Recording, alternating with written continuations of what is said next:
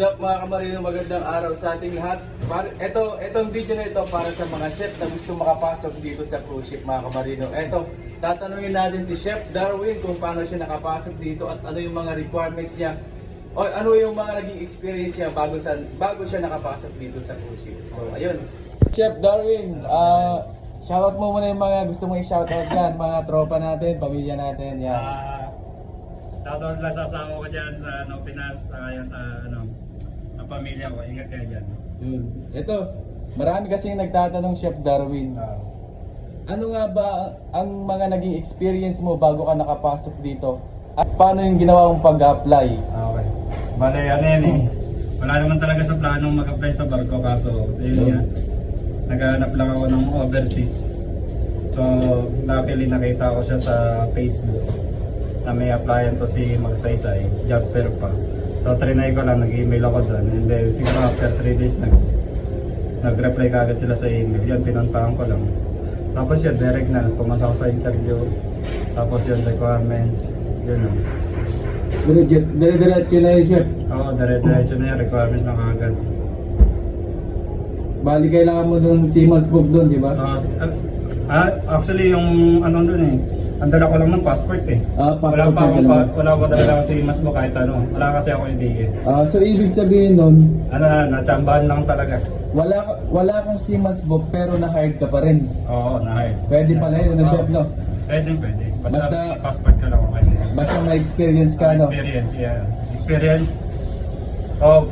Importante yung experience kasi yung tinignan rin nila yung experience ko kasi nung last na kontrata ko sa Pinas sa akong kitchen supervisor noon. So Kitchen malaking supervisor. factor yun.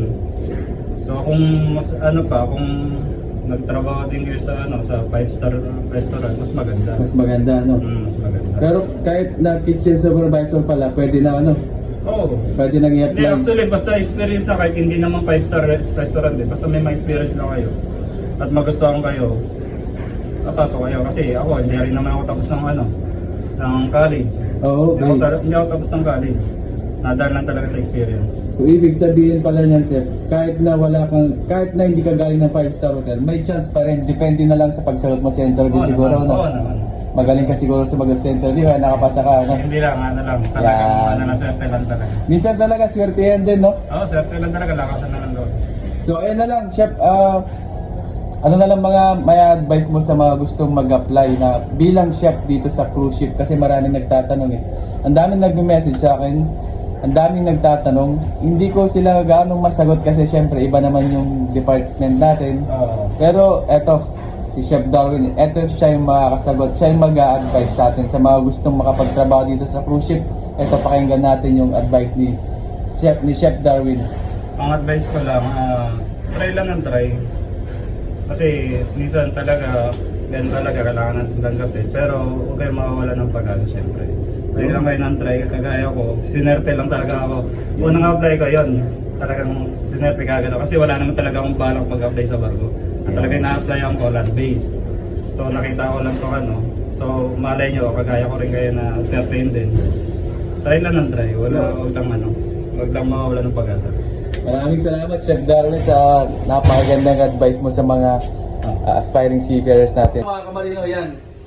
Kahit na hindi ka galing sa 5-star hotel, ito, swerte yan lang talaga mga kamarino, kaya dapat sipagan mo lang, huwag kang mawalan ng pag-asa. Kung gusto mo talaga makapagtrabaho dito sa cruise ship mga kamarino, kailangan mo ng sipag at tiyaga. Darating din ang panahon, patsatsambahan mo rin, masaswertehan mo rin mga kamarino. So yun lang, God bless and good luck sa ating lahat mga kamarino. Ano pangalan mo, Chef? Dominic. Chef Dominic, yun. Isang Pinoy na chef dito sa cruise ship yun. Shoutout mo na yung mga Shout out, Davao! Yun!